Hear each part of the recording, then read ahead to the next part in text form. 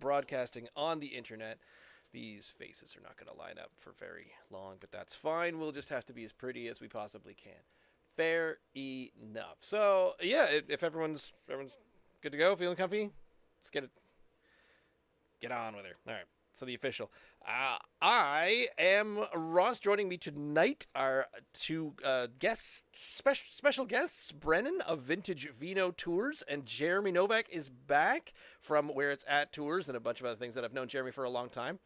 And we've never all been quite together. This is something that we were trying conceptually and together talking mostly about wine country and also craft beer. We were attempting to drink Nova Scotia Dry. That intro got away from me, but that's fine. Mostly because Jeremy's just making facial expressions to me and I am getting distracted. But welcome to you both. Thank you for making a little bit of time to do this, especially because I feel like there's one stop because my inclusion is I'm a host on the wine bus, the double decker bus, and there's one of our stops is to a brewery, and I have to do exactly what I'm doing now. I have to explain to people, listen, I know it's a wine tour, but we're going to a brewery. So I know you guys are wine guys, but we're drinking beer tonight. Brandon, you're such a wine guy. Yeah. No, I always say to my guests when we visit breweries, I'm usually like, okay, this is where I start to get a little bit more jealous of you, and yeah, it's all good though. We can't drink on the job. The amount of times that people offer though, Jeremy, I'm sure you get that too. Like, hey, if you want to have a beer, will you join us? I'm like, no, that's really frowned upon. Yeah, no, I would love to crack one with them, but no, we can't be doing that. That is good though. There are more non-alcoholics happening in the valley all the time, and so if it is non-alcoholic, then I say that's more okay. The Paquette Zeros, the Nova Zeros at Benjamin just down the road, fantastic options, and like everyone is kind of getting on that train a little bit of the non-alcoholics because that's sort of where the numbers and trends are going, and so it just makes sense to have more options. Not to get super duper pedantic, but a lot of the the non-alcoholics, they do come in at 0.5. So the question there is it more of an ethical thing, or is there a legal side to that where you can have absolutely zero alcohol percentage in your body as if you have a company that is licensed by the province, recognized by the business bureau, et cetera, et cetera? Well, exactly. That's why I said the Paquette Zeros, because those are actually zeros, and so is the Nova Zero, right? And so I don't think personally it would be like a big deal, but I also don't want that visual, so right? You don't even 0.5 it. Have I once or twice did I feel? No. We're not right? talking Now about that. I'm admitting crime. We're not getting you in trouble. But I tend not to. And if I do get the point zeros at any of the places like the Sophia, I ask just keep it in the can, right? Because if it's in a glass, you don't know. No, but if it's in the can, then it's pretty clear. You can show what it everybody. Is, right? Here, look, have a look. Yeah, backstage pass. It's okay. I don't know why I slur it a lot because I'm not driving the bus, so I usually will have a sip of this, a glass of that, and a bit of that. And people often come up and say, "Should you be drinking that?" And I always say very loudly, "I am not the driver. The driver's over there. Right. The poor driver is over there, and he can't have anything delicious." I didn't. Well, I think on the wine bus, it's wine bus. You didn't realize what? I miss. I didn't realize that was a perk on the wine bus. That's a nice little part of the gig there. Guess who I learned it from? See, it's part of the song and dance, like at Luckett's quite often, we were a couple of wineries in at that point and we've all gathered, we're building rapport, and it's the best view in the valley. And so, hey, cheers to that, right? And I'm not driving the bus. So it's part of that, right? So it's making the guests feel happy and part of things. And hey, the winery staff you often see taking a swig or two. And they say we're testing, we got to make sure that this bubbly isn't flat, or we got to make sure this wine hasn't soured or spoiled. And it's like, I think you're doing that a little too often there, my friend. Like, it was okay the first couple sips. I'm sure it's still fine. I don't think, other than the owners, which, you're on your own contract there, but other than the owners taking it, I have never seen one of the employees at any of the wineries we go to having a little sip here and there. see it all the time, but it's done like professionally. It's and purely to make sure that the product is not spoiled. Yeah, it's like at the tasting bar or at the bar Yeah, sometimes. yeah. Like I'll see a little bit of interaction like that. I think the employees, just like us as guides, like we're trying to make the whole situation fun and relatable. And I think there are times where it's okay to Oh yeah, it's be festive, so long as you're not the driver, right? All right. That's the cap. Speaking of fun and festive, we'll get to the rest of it because there's lots of beer to drink and we got to get through a few of these. But first up, so we're trying these. These are all from the local. I think I described it as the Kings County / the wine country breweries because screw wine. It's a beer show. We're not going to try even drinking wine here. But the first up from at a Horton Ridge in technically either Upper Wolfville or Hortonville. I don't know, Jeremy. You can answer that one. But I think their address. Horton. Their address does say Hortonville, but Hortonville is on both sides of the 101. Is that right? Yeah, it's kind of like a vague area, this Hortonville, but it's like East Grand Pré. So they have, this is their quintessential, this is their first line, the Malt House Ale, English style ale. This was even more difficult to order when they hadn't updated this can, when it just used to say Horton Ridge, and then down here it just said Malt House. No ale, no English stuff, no nothing. It just said Malt House. And I'm like, I know. I know where I'm at. And I said, what is this beer? They said, it's Malt House. I said, I know where I'm at. Anyway, so I'm glad they made it a little clearer on the can. And clear on the can. You wrote a letter. You did. I wrote a very sternly worded letter. I used the word stern at least twice. So on the side of the can it says, a malt house is the vital connection between farming and brewing. A maltster transforms the farmer's grain into the brewer's malt. That's how we roll at Horton Ridge. We use the honored floor malting to create flavor. This has nothing to do with the beer. Hang on. Let me give you the actual description of the beers on the website. Malt House Ale. Our original beer. Made from our 3 most highly kilned malts, Vienna, Munich, and Cara. This beer has a rich, malty flavor and a beautiful copper color. Fully agree. Can't agree. This is my favorite thing that they have. This is so good. Into ye old Horton Ridge shigoth. I was going to bring a wine glass down and pour it into a wine glass, but I thought well, so my Horton Ridge glass that I got from there, it's the wine glass shaped one. But these rounded ones, they're apparently for a darker beer or a stout and whatnot. I'm slowly learning which glass you're supposed to drink beer from, and I'm still getting it wrong because whatever. I'm not buying 5 different glasses from every brewery. I'm just buying one and then just trying to keep a nice eclectic collection. I bet you have a nice collection of this. You do. It's not coming across in the video, but beautiful copper color. It's copper to my eyes, but to the camera, that looks jet black. It does. Yeah, it's certainly not jet black. Yours looks that way. Mine doesn't, though. That has more of the color, right? Do you see that? Oh yeah. That's the color that mine is. That's the correct one. Smell off of that.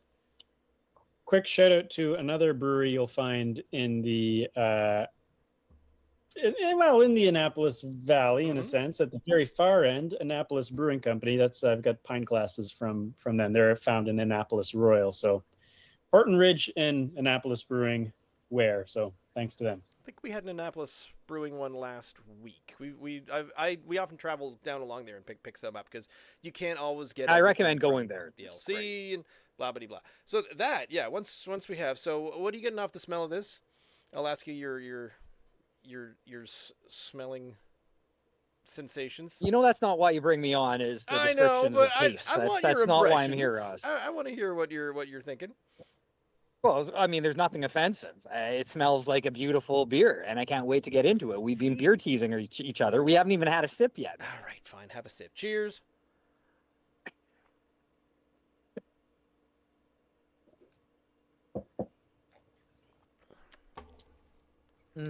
What gets me about this one is it tastes like it smells. It's just this bready, this doughy. It's very, very kind of biscuity, but sort of like an almost sweetened cookie kind of taste.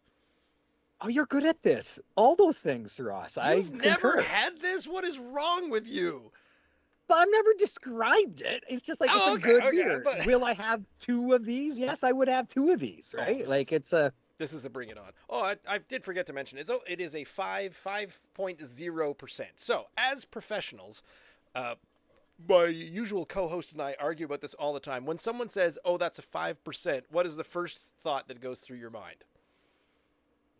That's a solid beer. That's that's not a light beer. That's not a heavy beer. That is a beer. That is right there Middle in ground. the sweet zone, Okay. in my opinion. What would Ian say to that? Oh, he thinks 5% is strong because he's British. I always say it's only a 5. He says only, and then we yak, go. Like an 8% beer. That's a strong beer, I mean, right? I will say a 6.5, and I think we've got a 6.5, and also okay, better watch having 2 of these for some reason, but a 5, you're like, yeah, I'll have 2, whatever. But that's the difference between like English and Canadian. I mean, they take maybe little bits of bread and cheese with their beer. We take like hockey pucks to the face with our beer. Like that's it's a good thing that's the only difference between Canadians and British. Oh, look at this. That one thing. Oh, there you. Oh man, I got the glass, but you got the shirt. Well done. Did he flash his pecs and then break his connection? Oh, you're back. The shirt broke the connection. It did, yeah. Maybe it's my chest. Your pecs broke the internet. Yeah.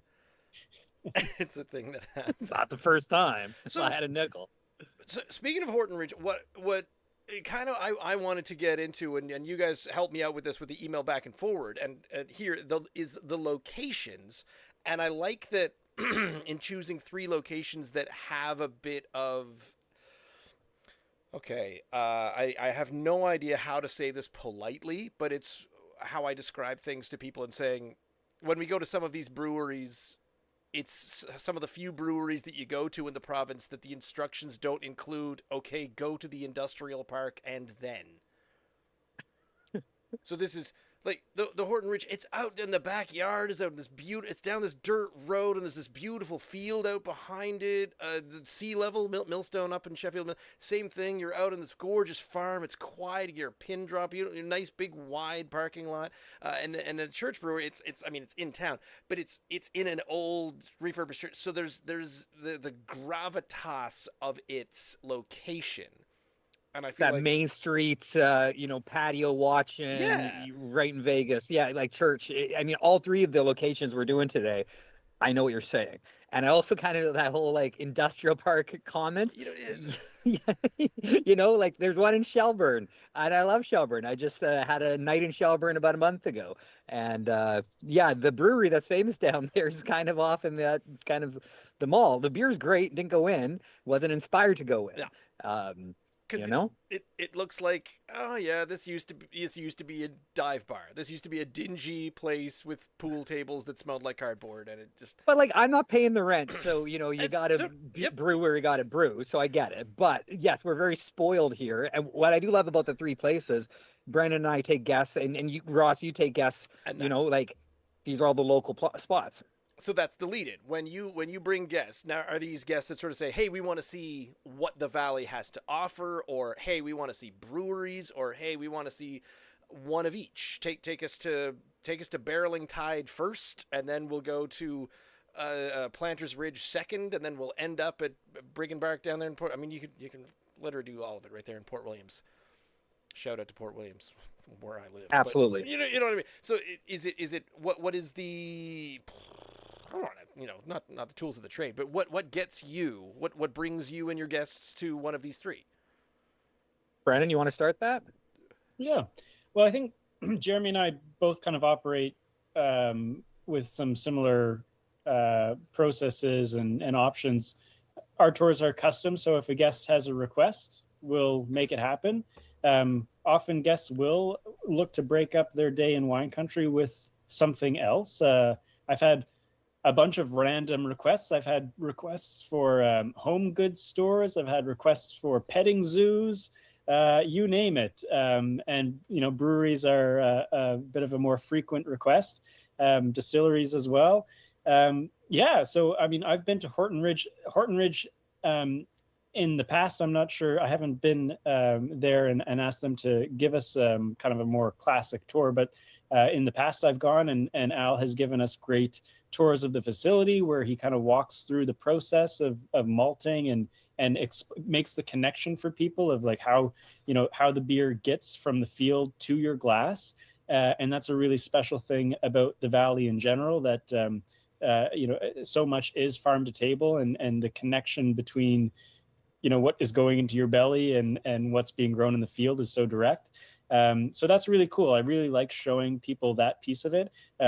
Get a little bit of a similar experience over at Millstone Harvest House and Sea Level Brewing. Less so at Church Brewing, but it would be more of a standard. And here are the bags where the malt comes in, and we mix it and we do it. It's a bit more industrialized tour. Yeah. I've done the brewery tour. Was it Moosehead? No, Alexander Keith's tour, and it was all they wanted to show you how shiny the copper kilns were. Yeah. And I went, I know what metal looks like. Show me the beer. Well, they also have a little bit more theatrics with their Keith's tour. At least I did it 20-ish years ago, and that's what it was then. And I thought it was great because I want that. I want that history. You got to have the theatrics when there's not a lot of, and here's where the actual process is happening. When you can't show them all that much of a most of the process is a chemical change going on inside of a really big-ass pot. Right, yeah. No, there's no little window to watch it bubble. You're right. But I think in Keith's Brewery, things had to change because I think in the early days, it was like, hey, hi, welcome, here's some beer. Here's room 2, here's more beer, have more. And it just got taken advantage of. And so you have to kind of stagger it a little bit more. So you have to rein it in. That's what I heard about there. But we're not talking about Keith's. We're talking about the locals. I'm glad we're starting with this one because today I had a tour for... 2 friends from Alberta, never been to Nova Scotia before. They were here for about a week, and they went to a few places. They were somewhat ambitious, but not overly ambitious, which Brennan, I don't know how often you see that when people are in the East Coast for a week and they want to do it all. They want to do PEI and Gay Breton and Begging Ship. Stop in Sydney this afternoon? Yeah, it doesn't work that way. But anyway, these gals, we went to Horton at the last stop. The one gal was into wine, the other gal wasn't, but she was much more into beer. And so we got to Horton because they didn't know the area whatsoever. And I just thought it was a quick little close geographical thing, doing Luckett's, Grand Pré, and Horton. And with a little bit of time in between, I took them through Wolfville to have a little look. We went to the UNESCO site. We got some fresh water at the well here in Gaspereau. We drove right through the Gaspereau, actually. Like, it was a great tour. You take them to Ditchwater? I sure do. The artesian well is, yes. People are into that. That's a cool thing. Right? A lot of people don't get those don't see that, where they're from. That's something special we have here. It really is. And the water's delicious. And of course, the beer's delicious and the wine's delicious. Like, it's all, we're so fortunate, Ross, you know that, of where we are. But yeah, Jenna today, so the malt shop, they have 2 options there. If you want to pay a little bit extra, you can get an actual tour of the brewery in the basement. But quite often the malting floor, which is upstairs, often there is malt on the malting floor doing its thing. And so they're very good at, exactly, right around the corner of Ross's photo. And they're very good then at picking up the malt, explaining what the process is, what's going on, the raking of it every 4 hours.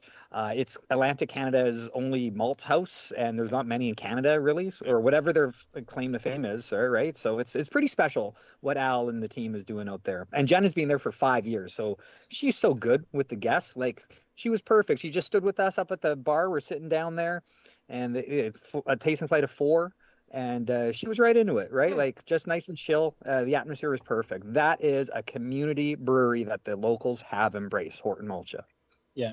And to that point, one of the things that I find kind of fun about Horton Ridge and bringing guests there is you walk in the door and there's usually a group of people sitting up at that bar that's just behind Ross's head in the picture. And you can just tell that they're locals. They're like real salt of the earth, local valley folk. and not tourists typically. And so half of them are walk, staff up at Luckett's. You know, that's what half of them are. They love it there. right, Go on, right. sorry, cut you off. Yeah, but so you walk in the door, and you might get the whole row of people kind of look over and see who it is, because it's like they're the locals, right? And so we're bringing in tourists, and it's kind of like, in a friendly way, like, oh, you're not from around here, are you? I haven't seen you here before, kind of thing. So to bring people to an authentic Nova Scotian stop is kind of neat. I think that's the people that are on I would say probably both of our tours, Jeremy, are looking for that little kind of behind the scenes look. Like, they want to experience the popular things, the tourism-y things, but they also want that little insight into what is valley life actually like here. Who are the people, who are the characters that make up the valley, and Horton Ridge is a great place to kind of get a sense of that. Alternatively, banging. when you go to say, for example, the Church Brewery, it's just bang full of tourists. There's a lot of people, different vibe, like also equally amazing vibe. Oh yeah, that's right. And Millstone, right? That's more on the countryside, big parking lot, like you said, beautiful facility, but also the locals around there really have embraced it around there too. They've got a lot of great people there. In fact, they all do. They all have a lot of great programming and events and things like that. Before I get this last mouthful in here, Brendan, I'm going to ask for your opinion on this one beer, because I don't know if we got that before we started going live or not, but for a company called Vintage Vino, you are more a beer guy than a wine guy. Is that the short story? I drink more beer than I do wine, for sure. I enjoy wine, but given the option, yeah. So here's the thing. Like, when I drink wine, it's only Nova Scotian wine. Like, I'll just get that out of the way. I never drink anything else. It's local. It's delicious. I know who made it. Right. It's I love that. I literally know who made it. Like, not just like I know the company. It's like I know the person who picked the grapes.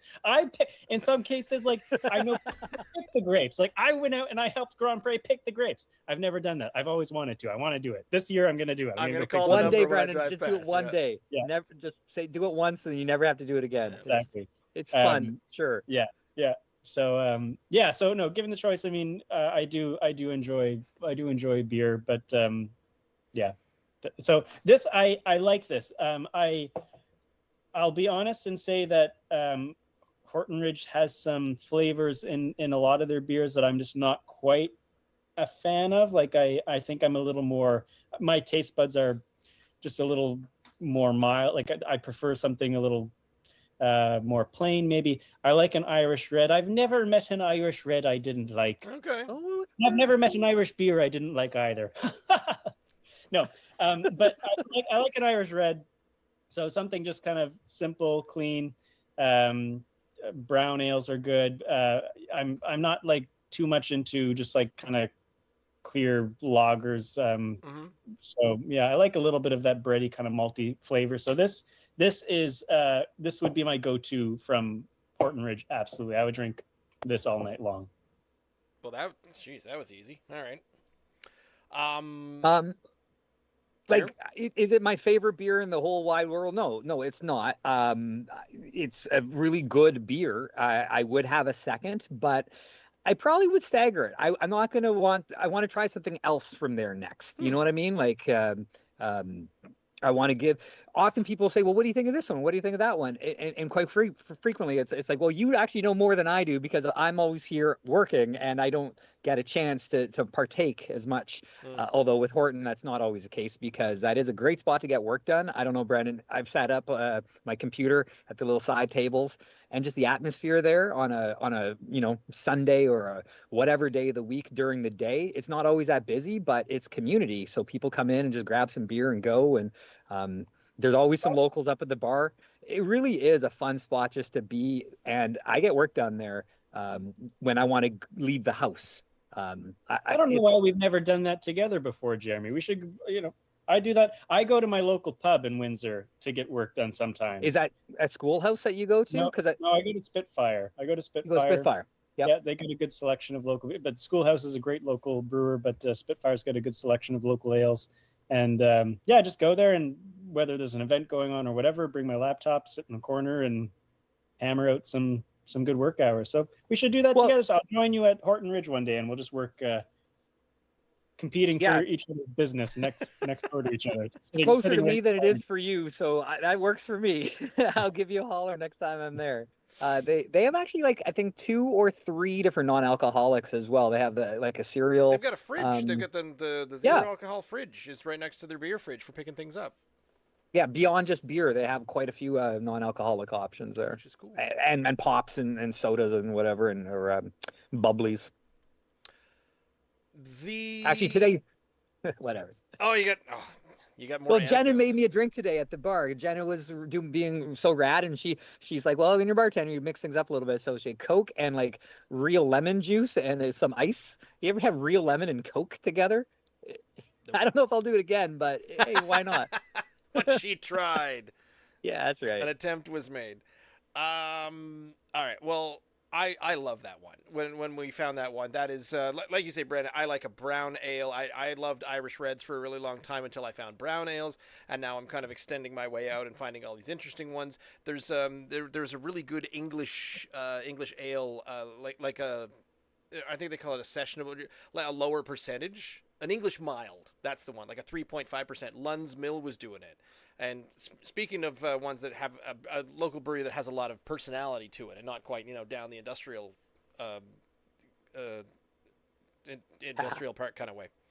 But we didn't get there. So out to Sea Level, which is out at Millstone Harvest Brewhouse out in Sheffield Mills right now. We've got one of their flagships. Again, back to all of the ones that you get from Sea Level, and they're pretty similar. There's a lot of new ones that are really tasty.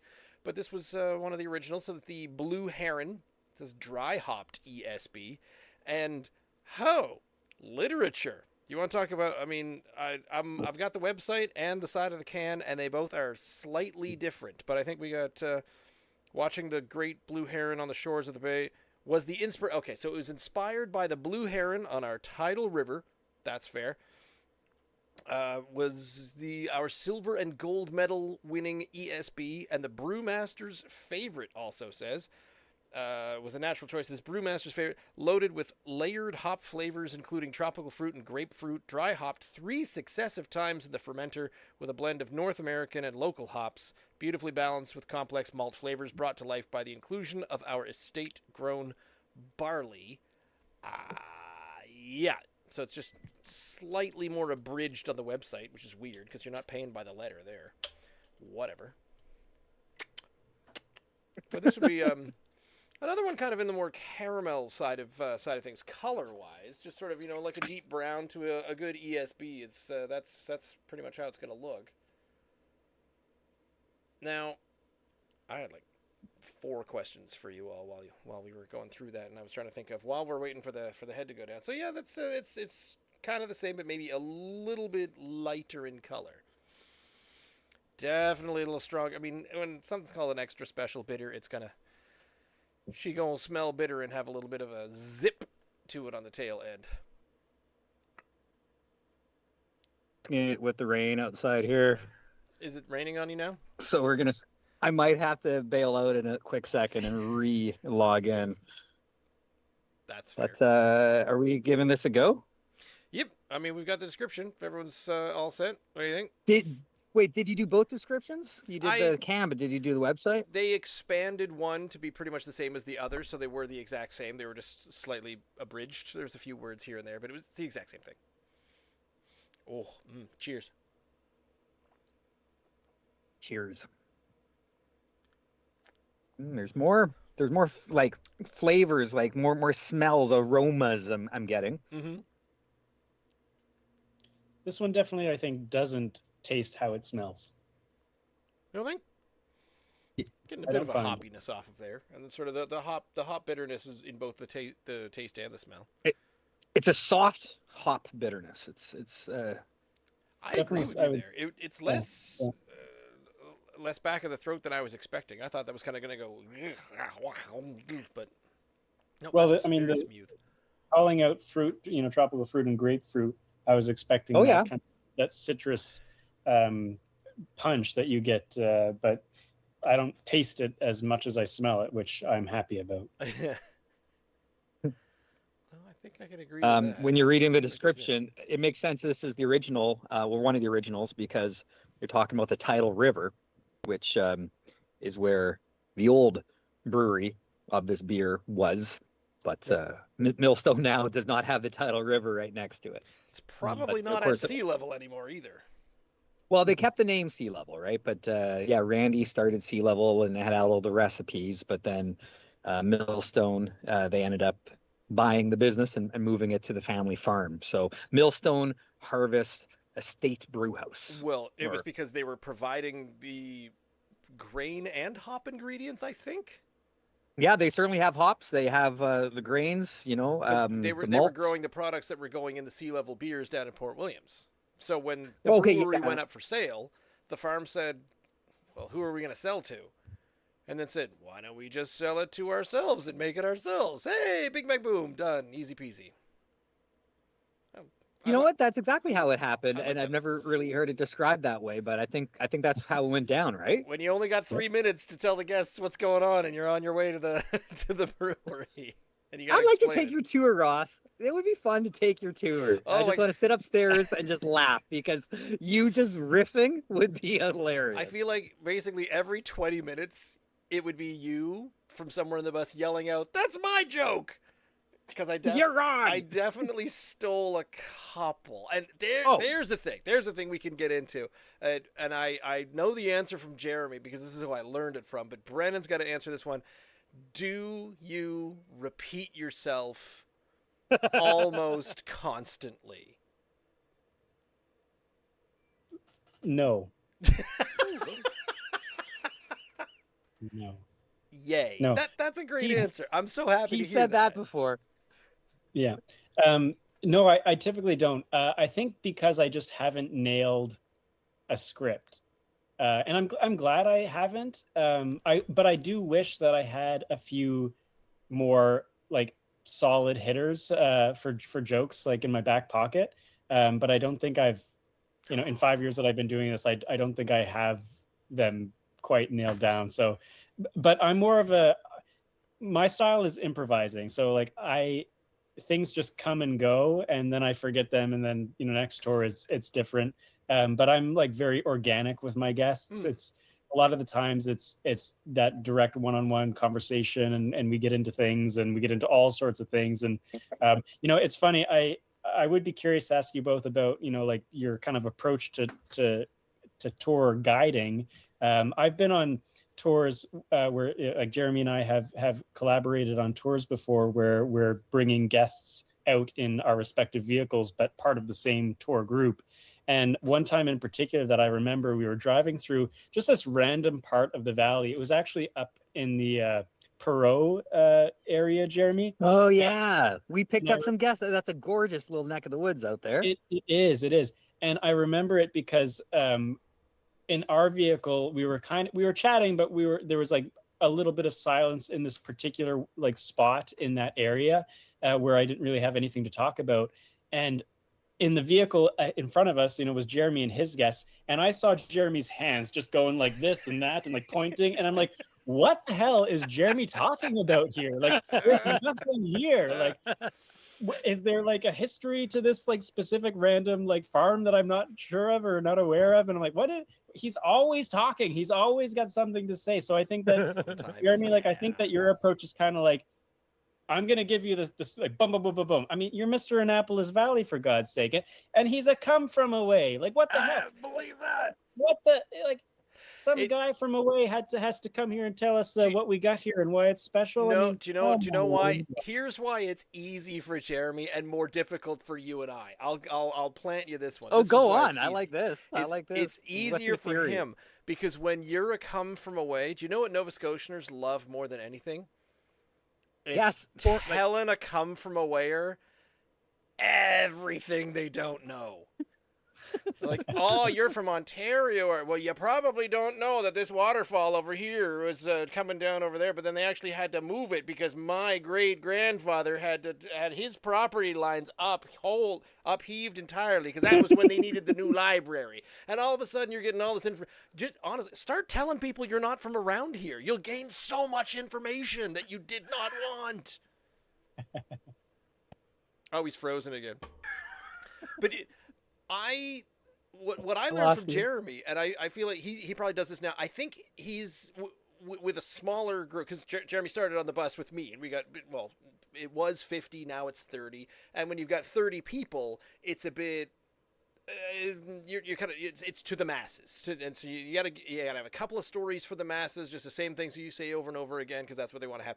But when you get down to a smaller crowd, your car, your vehicle, Jeremy's vehicle as well, I feel like Jeremy can't do his to the masses stuff anymore, and he's got to get more specific. And while you're driving around, you've got someone sitting next to you, and they will probably say things like, "Oh, why is that barn a different color than all the other barns?"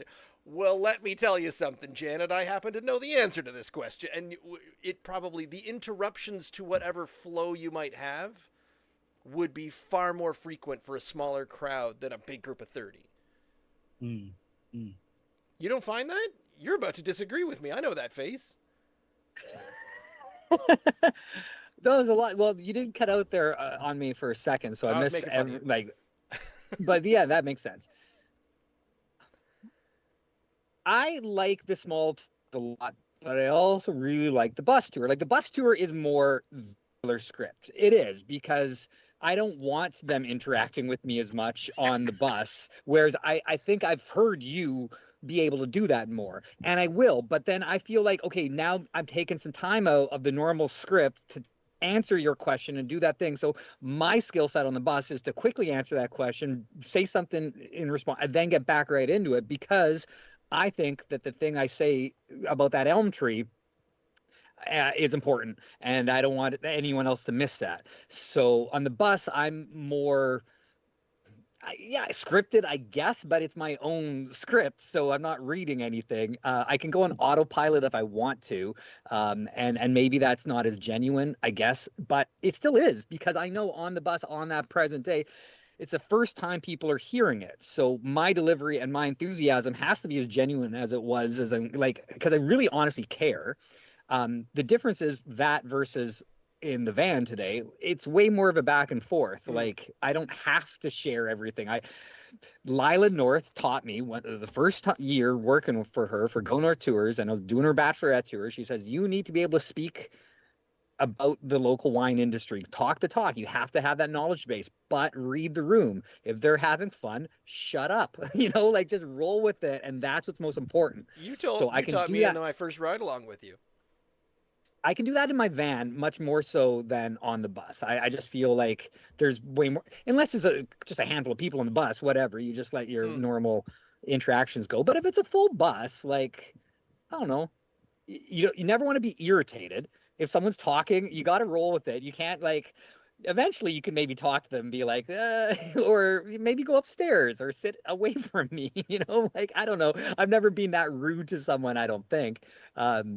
But have fun on the bus. You don't have to listen to every word I have to say. That's totally the case. I tell people right off the bat, like, I'm not going to govern the volume. If you want to listen to me, if you can't hear me, come sit closer to me, right? Yeah. But I feel like if you don't want to listen, don't sit right close to the guide, right? Go upstairs. Do you feel that, Ross? Like, do you feel like sometimes if you're sitting right close to me, show me a little bit. I'm working here. Maybe just go upstairs to have that conversation. Do you feel that sometimes? I guess I would.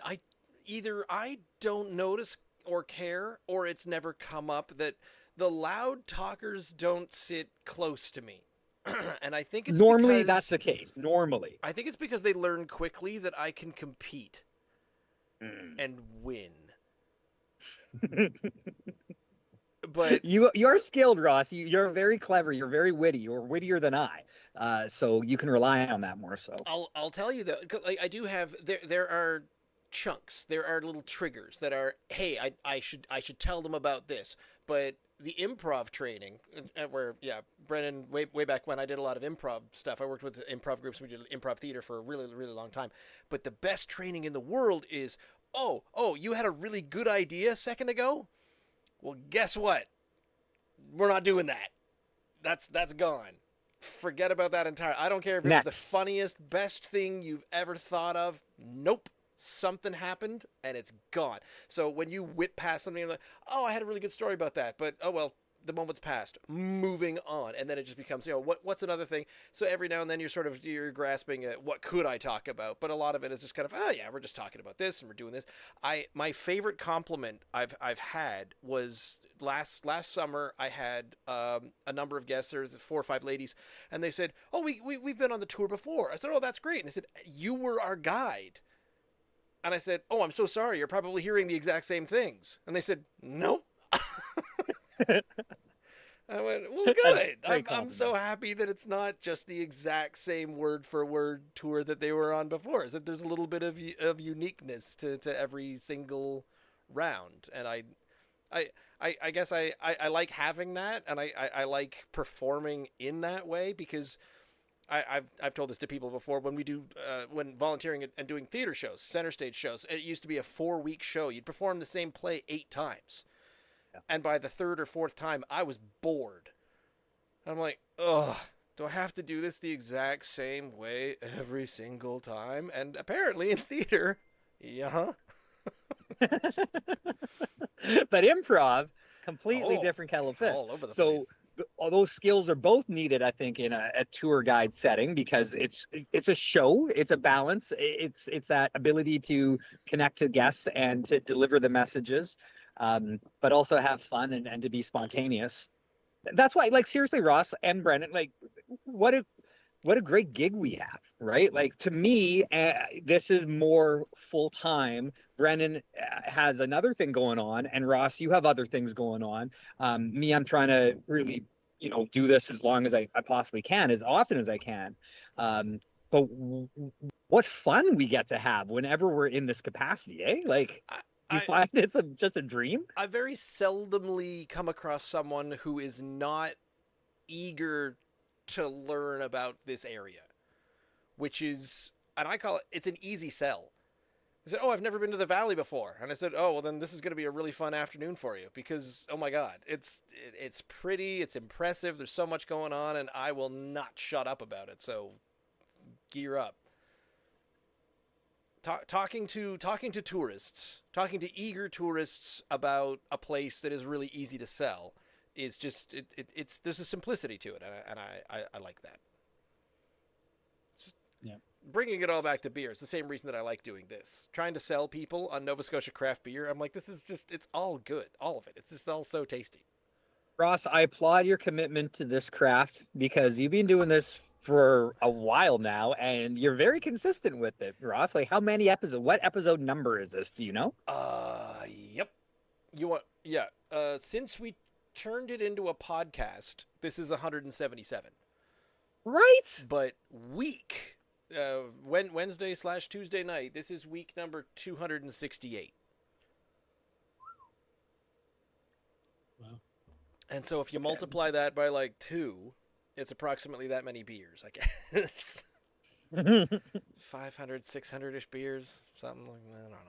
Would you say you've had a beer from every brewery in the province? I would assume. No. There's still a brewery or two you have yet to try. There's some smaller ones, some recently opened ones, some that have changed hands. Those kinds of things happen. There's one down the Windsor way, the one that you were talking about, where it was. I think it comes across as some other. We're a cidery, but we also do a beer, and I haven't gotten in and gotten that one yet. I did get in to try some of the Bent Ridge, Bent Nail stuff once a couple of years ago. Yeah. But when I did try them, I ordered a flight, and I think it was either the server or someone, and they just sort of said, yeah, we're mostly about the wine here. We just put the owners, the winemaker makes beer because people asked for some. And I went, so this is passionless beer. Fun. Oh, no. have people, have breweries, companies ever reach out to you directly and be like, "Hey Ross, like I heard you do a podcast. Here's my beer. I'm gonna mail you some beer. Review this." Has that happened? Once. Once. Which one? It was Steve Crane of Brig and Bark, formerly of Church, because we talked to him when he was the brewmaster at Church Brewing, and we talked about all the Church stuff, and he was very, oh man, it was the most scientific episode. We always talk to Steve, and it gets very scientific about the chemistry and the water tables and things like that, and we learned so much. And then years later, he reached out, and he said, "Hey, I got a new project. I want to come on and talk to you guys again." And I went, "Cool." That's never happened, and that was when he was just starting with Brig and Bark. So I'm not sure if we got the first taste of the Brig and Bark beers, but close to. Stop turning this around on me. I'm talking about you guys.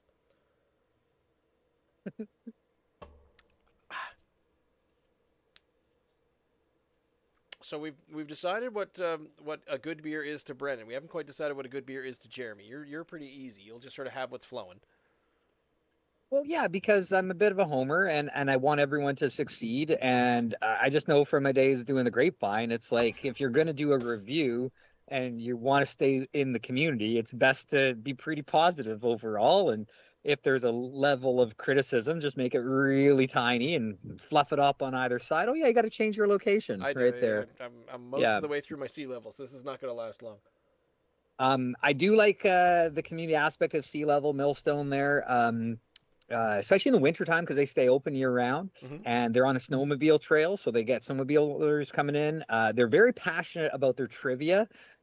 I don't know if I should tell this story or not, but yeah, I was asked to maybe co-host the trivia and I tried a couple times. Now, co-hosting trivia, I figured I got some crossover skills that could be all right. But hey, if you're not hitting the mark, like the locals will let you know, and they let me know that maybe I wasn't hitting the mark, and so I'm no longer the trivia host. My thing is, how can you screw up? Well, I don't want to say screw up. How can you be It's all a learning experience an for us. unpopular trivia host? Like, the only thing I I think it was of too is, complicated. there you go. If you go in and you sort of say, "All right, everybody, what's the third state of matter?" And maybe they're not into that kind of trivia. Do you think maybe it was just everyone wanted to hear Conway Twitty top 10 trivia and that was it? Well, I don't know what exactly it was. The exact feedback was probably just it was a little too complicated because some of the questions had like, there's 3 parts to the question, so you could get a point for this and that and that, and maybe there were like lists, like name all the wineries, like I'll give you a point for all 11 of the wineries. Like I think that's fun stuff myself, but maybe not much of that. In Sheffield So Mills? I pay attention to the art of trivia hosting much more closely now. Jeremy Mott, outstanding. And he's now doing this big one with Jenna there at Horton Malt Shop. They got that tent in the lower section. So next week, Monday, $15 teams, up to 6 people. So where it's at's putting in a team. We have 5. Hopefully we're going to get a 6th committed here soon.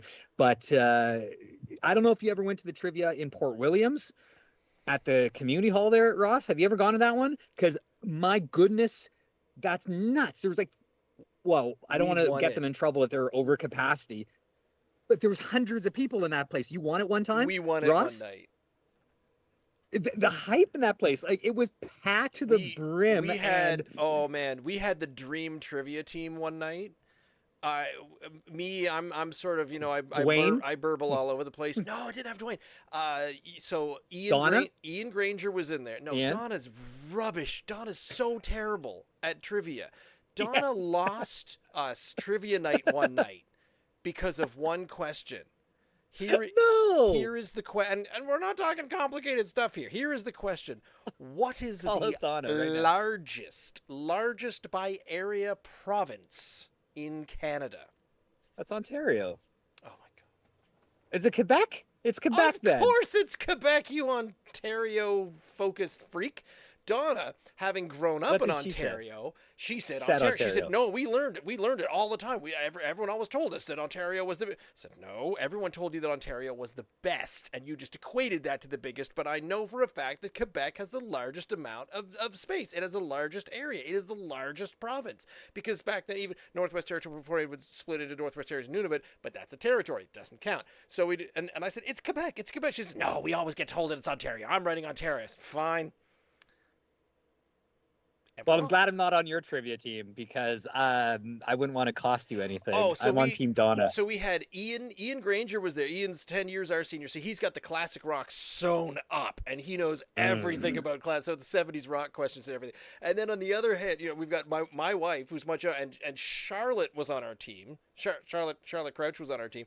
So the youth question, so all the stuff going on over there. And then my friend Holly, and she was like, oh, I understand this. I understand the patterns going on here. And she was like figuring out these beautiful mind kind of questions and just all over the place. So we won. We won that night. We beat was it a packed night, like the night I came? We beat the favorites, and we got cheered. Because this is my problem with trivia nights, is that favorite teams show up and win every week, and it's less fun for everybody. So coming back to an improv focus, I want there to be a different kind of night, and I've been pushing this at several different places, and no one's taking me up on it, but that's a different story. Anywho, a different type of night. Oh, I'm curious about that.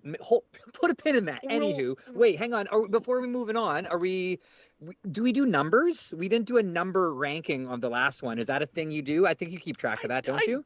I do. It's true, but I mean, we've done these ones before. But if you want to give me a number ranking, you go right ahead.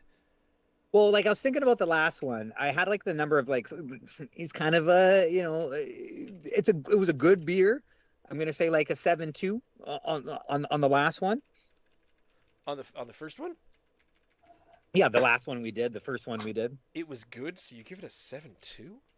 Well, because I mean, it was a good beer, but now I'm gonna do something else before I go. It as as against all beers ever, or are you judging it as an English style ale?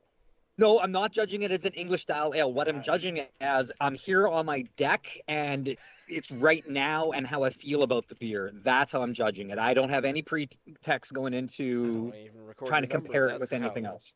Insincerely, you're going to take this. Sincerely, I feel like I'm the one who brought up the ranking. I'm taking this very seriously. Well, that's why I wasn't. All right. Brandon, I don't know if you've got it. If you've got an idea for a number for the first one and the second, number out of 10. So I see. I don't even know like the matrix here. Like you seemed upset about a 7. Did you say a 7.2? I'm just upset at Ross in general, but yeah, like I said 7.2 for the first one because it was a solid beer. I enjoyed it, but I want to do something else before I go back to that second. So why is that number? Why is that number unpopular with Ross? Because he thinks it should be higher. I think it should be higher because I think as an English style ale, it is a very high number. So I try to judge them again, give them a numeric value based on the styling that they're aiming for. This is his 248th episode, so he's done this. He has more of a context. It's a personal choice. Not everyone has to do it. I'm not saying that. So, so if you were to sort of say, and you could even do a thing of, 2 points for mouthfeel, 2 points for the aftertaste, and however you want to math it out. But if you don't even want to give it a number, go for it. There's no right or wrong answer. Yeah, no, I think I wouldn't go for. I wouldn't look at like a matrix. I wouldn't know what my matrix would be and what I would give it for this or that or mouthfeel or whatever. I think it's for me. It's just like, do I like this? Would I reach for this if I had the option? So I mean, 10 out of 10, like an 8 or a 9 would have to be a pretty damn good beer. So I would lean more towards the 6 or 7 as well. I like it fine. Out of the 2, I would probably I'll say a 7, and I would say, just slightly under for the Blue Heron. Um, I would but put yeah, the Blue Heron slightly under as well, slightly under. So I'm gonna go like a 6.8 on the Blue Heron, but I'm gonna go the 7.2 on the what was the first one we did? The Horton The Malt Malt House. House. Malt House Ale. Ross, we got our numbers. What's your numbers? The English ale to me is a 9.5 because it is one of the 9.5? one of the best English ales, and it's one of my favorites in the province. I love it. And the Blue Heron, the ESB, it's a very smooth ESB, and sometimes you want a little bit more of a flavor to it, so it's an 8.2. And that's when I look up if I have not done the Blue Heron before. I guess I just have What? trivia host bias. Insane.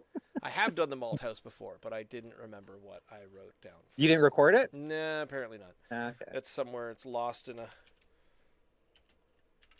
Well, isn't Lost one of in your the video. fans going to be able to do the deep dive and let us know before the live stream is over? Is this live stream? Are we live right now, Ross? Yeah, you're hella live. Is there anyone tuned in at this moment? Not that I can tell. Okay, has there been anyone tuned in? YouTube live control panel. Nope. Okay, all right, I love it. We do it for the passion of it. That's why we Absolutely. do It's this. all just And that's about what I that. love your commitment, Ross. Like you told me that you did this because you want to drink beer and you want to hang out with the friends, and if you can turn that into a project, something fun, a little extra, then that's why you're doing this. Yeah. I mean, do you put this on YouTube, Ross? Mhm. Probably not. Oh, you do. Oh, You it do. is. Yeah. Well, we're live on YouTube at the moment, actually. Oh, are And we you- live on- And he clips it sometimes too. Like you I do really need to get back into sometimes. that, yes. I know, but that Way actually brings a behind. little attention to it because there's some moments where there's brilliance, but the longer we talk, the longer you have to. Where was the brilliance so far, Jeremy? Oh, there have been some really good quips. I got to. Oh yeah, this one will be easy to edit when I finally get around to it. I don't know. I think your insight of tour guiding, right? Like, come on. Anyway, Ross, are we on number 3 here? We are on number 3. We made it all the way to the Church Brewing Company out of Wolfville, Nova Scotia, with the East Coast IPA. It's rocking in at 6.5 ABV. This is the tallest can of the night. There are no descriptions on the. Oh no! Wait, here we go. 902 is your East Coast IPA. Soft, juicy, perfectly balanced. Dial 1 up today. Dial. I get it because it's 902. Ah, But here's the funny thing. If you go to the website, if you go over to the churchbrewing.ca, it says key descript. So, and you could expand out. You look up the 902 East Coast IPA, key descriptors. You expand that. Soft, juicy, balanced. Ingredients and specs tells you the IBU, the color, clarity, the malts used, the hops used, the yeast used. Tasting notes, right? Initial soft sweetness with light bready malt flavor and medium light body, medium to high carbonation. Smooth and light fruitiness partnered with gentle hop character. Finish is clean without lingering bitterness or astringency. That is the first time on this show I have said the word astringency. Because I don't know what it means. History is the final panel on this thing. Get ready for this one. Church Brewing studied the evolution of 2000-era American IPAs to find the perfect balance between a traditional West Coast IPA and the hazy New England IPA. 2 years of test brewing, 4 tastings beside Nova Scotia's favorite IPAs, and 45 kilograms of hops later, we have perfected the East Coast IPA. This beer comes with a resume. There is so much written about this on their website. I'm so stoked about this that now they've I've never clicked on all of these additional tabs. There's so much going on correct. here. Correct me if I'm wrong. Does it say anything about this beer becoming a thing for Touchdown Atlantic when Wolfville hosted the CFL football game? Did they come out with this beer for that event? That's my That was- understanding of it. Wasn't that a different? I thought that was a different beer. for Did they that. come out with a different beer for that? Was it something Atlantic? It wasn't 902? Yeah, Atlantic, something. Or was that for hockey? Well, they were the big sponsor, like a national sponsor. I think they dropped a few dollars to be part of TSN's broadcast, and they had the rights for 3 years in a row. That's what made it enticing. And it was either the 902 or the Atlantic Lager. Is that what they called it? The Touchdown Atlantic Lager. Okay. That is what I'm learning. Doing a deep dive on the Church Brewing's Instagram postings. 2 tickets, blah blah blah blah blah. So that would have been, what year was that? Touchdown Atlantic was before. 2023? Was it, No, it was 2023 was at St. Mary's. You're right. It was before COVID, wasn't it? My mom was here for it. I think it was like 2019. No, it was during COVID because we were on the different bus. We were on the coach bus with the spacings and everything. Okay. That's great that we could have Touchdown Atlantic during COVID. Like that happened? 2022 was when it happened at Acadia. It was held in Wolfville, Nova Scotia, which is a blah, Wow, blah, time blah, flies, blah, blah. eh? Like, I just think all the cool things that happened was pre-COVID, but clearly I'm wrong. The head is calmed down. I was embarrassed to put this on the screen because the head was probably up to there. I'm not exactly a great beer pourer. Don't judge. Do you want? Have you not seen the famous video? There's a guy, and he's like, big in the brewery, beer making in breweries. Oh, speaking of the chat, Waz22 in chat from the UK, big beer fanatic. Join your live. Even if I can't enjoy the same beers, it'd be cool to discuss differences between the UK and the US. We'll make that work. Toss me a message. Wait, is that a real message from a viewer right now? A streamer? Yeah. Well done, Ross. We're really making Jeremy, don't make it awkward, Jeremy. Wes, Quit making us look bad. Send us We're a message. doing it for the love of the game. Send us a message through the YouTubes. My co-host, we have 2 guest hosts tonight, but my regular co-host is actually from the UK, and we're constantly talking about stuff between the UK. What's the username? What's the username there? Waz22. You're making me call everybody out on this. This is way too much. That's my wife. She's upstairs. It's Stop commenting. This poor person. So there was a video that we watched a little while ago, and it was a guy saying, "Stop trying to perfectly pour your beer from the can. You want the head, you want the foam to come out, because the difference there is that's the carbon dioxide that's either going to, if you pour it carefully with no head whatsoever, all of that carbon dioxide stays in the fluid, and then you drink it down, and you are just this balloon of gas. Yeah. So you want it all. So a big head foam. reduces that. Oh, then I've been doing it correctly the whole time, and we stopped being embarrassed about all big of you head who have pours. doubted me. That's a good T-shirt. Well, the short answer, Waz, is you gotta get invited. But send me a message, and we'll arrange something in the future. We're here every week. Well, mostly every week on a Wednesday night would be your. Oh my God, you are up late if you're in the UK right now. Very late. It's also Wednesday night. for them. All right. It's still Wednesday, just by a bit. 4 hours, I think so, something like that. This smells. Okay. Oh, there's more fruity. There's some citrus in this one. This is one of the ones that I go to when I'm at Lightfoot in Wolfville. It's one of the beers that they have on tap. I could go and have a glass of wine at the wineries, but basically I decide to continue to be a beer snob at all of our stops. And I often, the run of a day when we got some time staying at a stop, I will go and get a beer. The 3 we've chosen today, Ross, though, are all three of them are on tap at which wineries? Luckett's, right? I thought, are they all 3 available at Luckett's? I'm pretty sure the Blue Heron ESB is available at Luckett's. I don't think the Malt House Ale is available anywhere. I believe is it the Stout? No, it's the IPA. One of the other ones from Horton Ridge, but this one, the Church 902, is available at Lightfoot and Wolfville. Yeah, and you will find all of the breweries represented at the wineries, at some wineries. Maybe not the specific beer, but the wineries do support all the local breweries too by carrying something, typically. And don't you love that? The crossover, the support of one another, right? Like, the Old Orchard Inn, everything on their drink menu, local products or Nova Scotian products when it comes to liquor. Incredible. There's a number of restaurants in downtown Wolfville. There's a couple of them that have a couple of things on there, but we're not where I personally want us to be yet.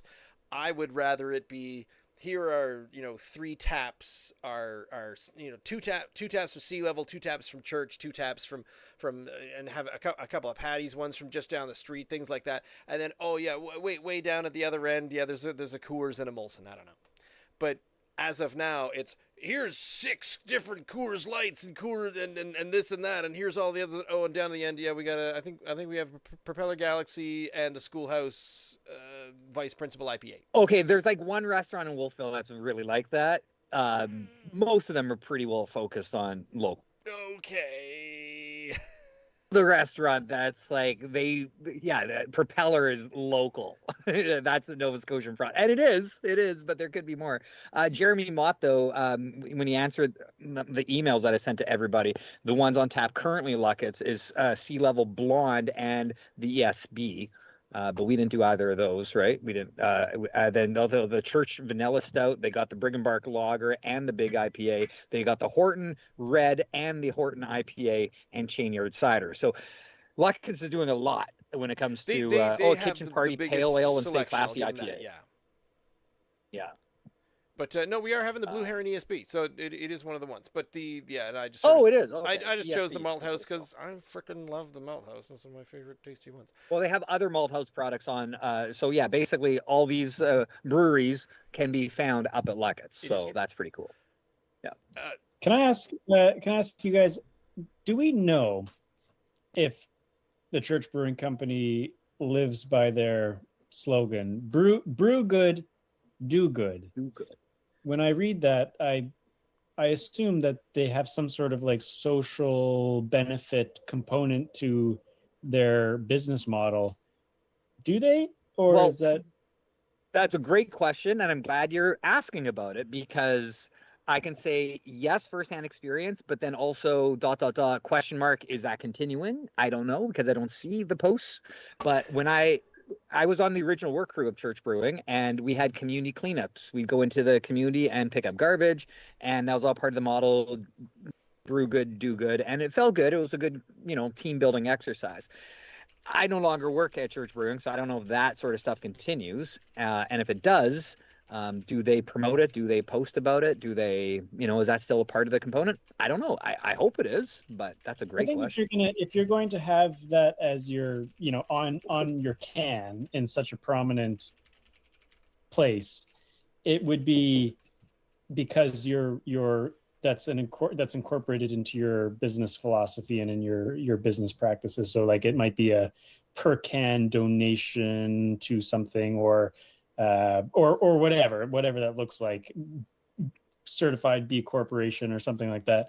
I would love to know what they're doing that kind of reinforces that slogan, because just because it's located in a church doesn't mean that they have. Well, do you think they're capitalizing on some sort of spiritual morality trickle down effect? No, I don't think I'd say that, but yeah, I wonder. It's exactly what I'm going to accuse the owners of doing when I talk to them the next time. Yeah. But it is it's like super fun place to go, and like I always say to people like man, talk about blasphemy, right? I mean, a brewery and a church, and I know a little bit of that history, that it was quite a kerfuffle in the community of Wolfville when they made that decision to turn the church into a brewery. Were some NIMBYs. Sure. I think a handful. The biggest kerfuffle was the locals, literally on that street, the homeowners on that street, were concerned / upset at the numbers of produced liters of beer, and would that equate to a lot of delivery trucks? Would there be too many No one was saying, well, you can't do that to a church in our community, because it was a united church, so whatever. As decommissioned for 8 years. Very decommitted. No one had used it as a church for quite some time. I think it's a better story to like paint this picture of like, oh my gosh, the town was like divided between, it's blasphemous, we can't have a church. No one was showing up with flaming torches and pitchforks. Exactly. I don't. I think I can see where that might be a perception for some, and maybe they weren't vocal about it. I can see where outsiders or people would have that concern. Even people who go there just for the first time, they're like, "Is this okay for me to be here?" Like, I can see where that might be a thing. So behind me, this is my favorite part. When like we were there week number 1. I went in there, and honestly, actually, Jeremy, it was 1 week when Alan and I were on our way to a Grand Prix ghost walk. okay. I picked him up a little early, and we said, "Hey, let's check out this Church Brewing. It just opened." And we went in, and we said, "Hey, what's on tap?" And they said, "We don't have any of our beers ready yet. The beers that we've rated, they're not ready yet." And they said, "But since we opened with enough time, we've got all of these available from other breweries in Nova Scotia." And I thought, what a great idea. And that was when I fell in love with the concept of the lists on both sides, where I'm not sure how much church everyone has gone to as a youngster, but I went to church. That's where that's the hymns of the day, where you got to like read ahead. Like, oh, I know what's coming up next. It's 482. Yeah, woohoo, here we go. And that's where they list them, and I thought, wow, that's so cool. I really loved that. I love that aspect where they used that's creative parts of the church environment to exemplify that. And that is something that I wanted to talk about. Have you had a sip of your Church 902 No, not yet. East Coast IPA? We haven't cheers yet. How are we feeling on that one? Yet. We can do this. Oh yeah, get it in. Oh, I already went in there. I think we all did. We talk about this all the time, is the concept of, and I'm not sure if it's a Nova Scotia thing, a Valley thing, or just a North American thing, the success of novelty. Where the fact that your brewery, your restaurant, I mean, this could be a sushi restaurant. You can call it the Church Sushi Restaurant. I think it would be just as popular. You could put anything in this, but the novelty, stained glass windows, big beams, huge hovering roof, big high ceilings. That's the novelty of it. You gotta go to the church. You just gotta go to it used to be a church. You go to a restaurant in a big church. And Avondale Sky Winery. With the novelty of what do they got? At church that they floated down the river? Church that walked on water. Yeah. I don't know the story, apparently. You don't go to Avondale Sky because you just stay with the wine bus, and the wine bus never goes to Avondale Sky. But Brennan and I will go to Avondale Sky. That's in Hants County. Oh, sure it is. Come on. Will snob you. Anyway, so but the novelty side of things, and I talk to people about this all the time when they're sort of saying, "Oh, I'm thinking of opening this new thing," and I'm like, "Where's the novelty going to be?" And this was one of the things that I love the most about Brennan's company, Vintage Vino, where the concept is, it's a wine tour, and we have wine tours, but you're in an antique car. Yeah. You're in this gorgeous, well-preserved, beautiful antique car, and I thought, novelty. That's what you do. Well, it's all gimmick. It's all gimmick. Well, that's the thing. So, I mean, I tried very hard. I didn't want the vintage car thing to be a gimmick. But I have to admit, like, obviously, it's the thing that gets people in the door. Oh, it's beautiful, Brennan. It's beautiful. You can't be a jerk to everybody immediately afterwards. The service and the product has to be good after that. Yeah. Yeah, and that was really the goal. I mean, and I don't want to like hijack the conversation in terms of that, but I don't know what I'm talking about. Yeah, like the vision was to okay, it was okay. I'll give you the vintage radio like spiel, right? If I can remember it. What year is this for you, Brendan? Because this is year 9 for Where It's At Tours. I think. You're around 9 too, aren't you? No, I'm 5. This is my fifth season. He's only 5 years old. Give him a break. He's just barely learned to walk. Yeah. Well, most businesses fail in 5 years, so we're still kicking, right? And I mean, Jeremy, you're here too, so I would say hats off to both of us. We've made 5 years, right? So that's something. But I mean. Like my kind of philosophy was anybody can bring you to great wine and great places, but only Vintage Vino can bring you to your glass with such class, right? right? So, if that's what it was about. It was, for me, it was about I mean, number one, I mean, obviously, like just the pairing of vintage cars with wine country, just like in my mind, just made perfect sense. I like the valley is beautiful, and getting to experience, look, the beer is having its effect. Getting to experience it slowly, because vintage cars, let's be honest, they don't travel fast. We're going max 60, 70 kilometers an hour. So you're just by default traveling slowly, and windows rolled down because they don't have air conditioning and it's hot. So you're getting the valley air. It's just a perfect pairing. It's like wine and cheese. It just goes together. So that was the initial idea. But then from that, it was really this vision to create what in my mind would be an iconic Nova Scotian tourism experience, kind of built on our existing reputation as being some of the most hospitable people in the world. Yeah. Like Nova Scotians just are so welcoming when people come to visit.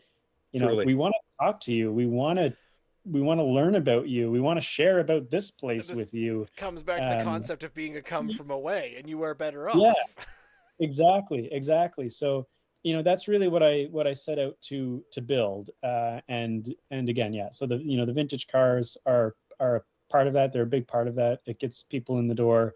And then from there, it's like, can I do Nova Scotia proud? Can I, I'm passionate, just as Jeremy is. I'm passionate about this place, just as you are, Ross. Passionate about this place, love sharing it, and yeah, that's the vision. And I think it's been successful. I think I mean, Jeremy, I say to people all the time, like, and you say to people all the time, hey, if you don't book with me, I'd like you to book with this guy. It's kind of the same thing, right? Like if they're not with me, I'd like them to be with you, because I mean, you're Mr. Annapolis Valley, and you're a really incredible, generous champion of the Valley in particular, but of Nova Scotia overall. Nova Scotia is well served by your presence here, and the presence of your company. So good for you on that. It's often come up when people on the wine bus, or groups of 30, they will.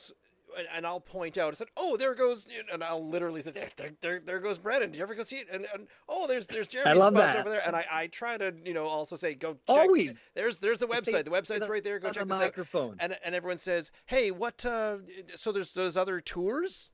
And I said, yeah. And they said, well, why are there other tours? And I said, let me explain. I'll give you the simplest thing possible. You want a private, a really intimate one-on-one, you've just got married and it's the two of you and you want a little private tour, call my friend Brandon. You've got you and your little bridal party, 6 ladies, and you all want to go out and you want to have a really great time together as your small group doing that, call my friend Jeremy. It's size and scope. And you got, 14 people, or you just want to go on with a bunch of people and just kind of meet new people all at the same time. Come on the bus. It's a big double-decker bus. It's its own funny little gimmick. And, free of charge, Jeremy. I've been thinking about this for approximately 97 minutes. And I have put this to my idea, the whole concept of novelty, where either, the double-decker bus is the Magic Winery bus. Brandon's, get foot in the door, kind of the novelty of, hey, we're a little different, of the vintage auto. I think, and I'll give you this one for free, I've looked it up. It's between $2,500 and $5,000 for a full van wrap, a vinyl wrap. I think, hear me out. Okay, go on. The van in plaid. Like a Nova Scotia plaid? Full-on plaid van. Plaid, just front to back, top to bottom. Fully plaid. You are the plaid van. Spaceballs. Yeah. You've got so many options there for plaid reference. But the plaid van? How much did you say a wrap is? The AI was telling me between $2,500 and $5,000 for a van. Oh, I just $2,500 and $5,000. Oh, that makes sense. Sorry, I thought you said like $25,000. I was like, holy shit! No. Oh. I even specified in Nova Scotia. It gave me some prices, and I'm not entirely sure. I just said Dodge Caravan because it was the only van I could think of. Plaid van. I think that'll start. Some of your ideas, Ross, outstanding. I'm in improv. One of the rules, yes, but Oh, right. So yes, but I know. like no bad ideas, Ross. That's all I'm saying. Yes, but I'm the ideas guy. I'm not the implementer of things. He said while uh, implementing the stupid Brennan, process. like when I'm on the wine bus and I see your vehicle, immediately, boom. Oh, you see that car? Look at that car. Look at that. Oh, that's my buddy Brennan. That's vintage Vino, custom private tours he's the most classy guy. When you don't always dress to the nines, Brennan. You don't always do, but you can dress to the nines and you got your chapeau and you're just looking all spiffy. Do that every time. That's my advice. I mean, whatever. It's We too all hot. Are do you our own saying thing. that I But look bad sometimes? sometimes you look even better than what you do look. That's what I'm saying. You have the ability to up the game, and I just want you to do it every time. Yeah, I had hats every season. I had a hat. Yeah, but what I noticed is that since 2022, since I started the business, every season, so I get my hats from Banana Republic, and Yeah. every season the hats have been like, I guess it's just the fashion, like they've been getting wider and wider and wider, and so like And doesn't fit you. and 2025 was like a freaking like sombrero, and I was like, I'm not wearing that. Do you want like an We We English need a style local hat bonnet? maker. A local hat maker. That's what we need to find you, Brennan. We need a local what do they call the haberdashery? Haberdashery, yeah, that Is is. that Haberdashery. So I may have maybe three, even three ascot. hats. You I put may an have three ascot. hats that would fit you because a friend of mine bequeathed them to me, and my head is too big to fit hats. So I will make sure that those are going in a bag and heading your way at some point soon. What do we think of the 902 IPA? I like the fact that it's a tall boy and there's still more in my glass. That's what I like about it. Yeah, these larger cans are definitely a bit more favorable, but I have this one pretty often at Lightfoot and Wolfville, and even though it's like my later on in the day and it's a hot day and I'm drinking it's too acidic. These are the IPAs that I don't usually like because they're just the bitterness and the over hopped quality. It takes away from the fact that I'm enjoying a nice smooth beer for the most part, but then when you get into some of these IPAs that are just a little too, there's no other word for it, acidic. It just feels like it's like drinking heartburn sometimes. It's not the worst, but it's not my favorite. I have a strange relationship with IPAs. I'm actually going to put this as of the three of the day. I'm going to put it right in the middle. What did I do? I did a 7.2, I did a 6.8, and I'm going to put this at a 7.1. I think it's right there. I think I like it. I do. It's a great beer. I also respect what you're saying, Ross, about the acidity and whatnot. But it's a good beer. That's what I'm going to say. That's my thing. Is it my favorite beer of all time? Nope, sure isn't. I don't know what that would be. Maybe I just got to be invited back on this podcast. All right. Been here like 4 times. Is this my fourth? I think so. All right. Yeah. Brennan has another business though, and I think it's important quickly for you to mention it because he was on the road today, and that's why he wasn't communicating with us. Do you know this, Ross? Did you know he has a Think Vertical business as well? No. You've been into Benjamin Bridge, yes. Right? In the tasting room. Yes. Have you seen that cool thing on the wall about the whole wine process? Is that kind of sketches on the wall about all the stages of the wine process? Well, that's his company. He did that. I personally think he needs a little placard, a little business card, a little something on that wall to say done by. It is called Think Vertical, correct? It is. Thank you. Yeah. And then everyone would be able to know, oh, that's from Think Vertical. But regardless of if that ever happens or not, he does wall art. He bought this big, expensive German piece of equipment that does a great job, and it tattoos the wall. It's not vinyl. It's not paint. It is paint, I guess, but it's like tattooing the wall. And he can do some really cool things with it. So I don't know why I didn't think to mention Brennan's specific German tattooing device on this podcast. I don't know why I didn't bring that up. That's such a no-brainer. And now you, Brennan, want to bring it on home? No, I don't think I need to. I think you very eloquently put it to the public. I'm really looking forward to all the leads that I'm going to get from your little spiel there. It's all Has there Um, been another commenter? There No. hasn't been another commenter. So I No. mean, you got one potential customer in the UK as of right now. I'm coming. I'm coming with my machine. I'm gonna come We're paint gonna up go your and do wall. that thing. Yeah. Vertical art. Vertical art. Yeah. Okay. No. Take next time you're at Benjamin Bridge. Yeah. Take note of the. I will look more closely at the walls. I must admit I do not really pay too much attention to the art on the walls at some of the brewery or the stops, but I'm there on Sundays. Yeah, Sunday morning I'll be there. And Yeah. I will point Yeah. that out. Well, I mean, I don't blame you. I don't think. Yeah. I never thought I would be somebody who like looks at walls as often as I do now. But now I'm like going around like looking at walls, going like that is a great. I would love to. I could go at that with a German tattooing machine so bad right now. Oh my god. just you try and stop me. Just you wait. You wait. But anyway, to bring it back to like more related to the conversation, the mural was actually hand drawn by one of the owners of Devin, Benjamin right? Bridge Winery. So Devin McConnell Gordon, one of the daughters of the original founders, hand drew that, and they wanted it up on the wall in some form, but they wanted to preserve her like specific hand drawn kind of aesthetics, and they couldn't really do that if somebody were to go in and like mural it by hand, because then it's the artist, it's the muralist that's painting it. So like, well, how can we get that up there? And vinyl wasn't really an ideal solution because there's so much white space relative to like what, so where we go in is like we're actually just laying down ink specifically where she's drawn, and we just take her drawing, we digitize it, and then we print that on the wall with ink. It's like a but this machine can do it, and it can do like a 1:32 expansion. Yeah, we just it's like an expansion matrix. Yeah. It just Well, yeah, we just scale the art to size, and it retains its looks, and so it's pretty cool. So now when guests visit Benjamin Bridge and they're having their tastings guided by the staff, and the staff are sharing about the process of how to make sparkling wine, they're referring to this big map on the wall that is essentially showing them the process from the farm to the glass.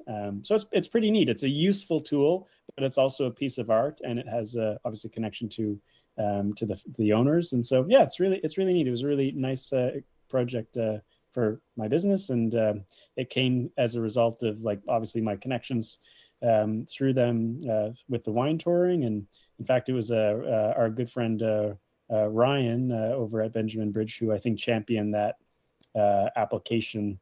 And us as a wall printer for that project. So it was By the jingles, it was Ryan. Well, originally they wanted all these graphics in the individual stalls of the bathrooms outside, and that just never happened. But they had the opportunity to do that big wall. So it was cool. That's really cool. So thanks, Ryan. I will send it along to a couple of people that I know. But speaking of websites, I'll bring up just a couple of them. VintageVinoTours.ca for one, and Where It's At Tours.com, Jeremy's site. But because I've known Jeremy a long time, I will take the piss out of your website URL because it does look like it says Where It Sat Tours. Where I sat tours. No, there's a T. Where it sat. Where it sat tours. Where what sat? I will counter that with we are getting a new website, and it's happening very soon, maybe even this summer. I don't know. I'm currently in my 9th season, and it's the busiest season I've ever had.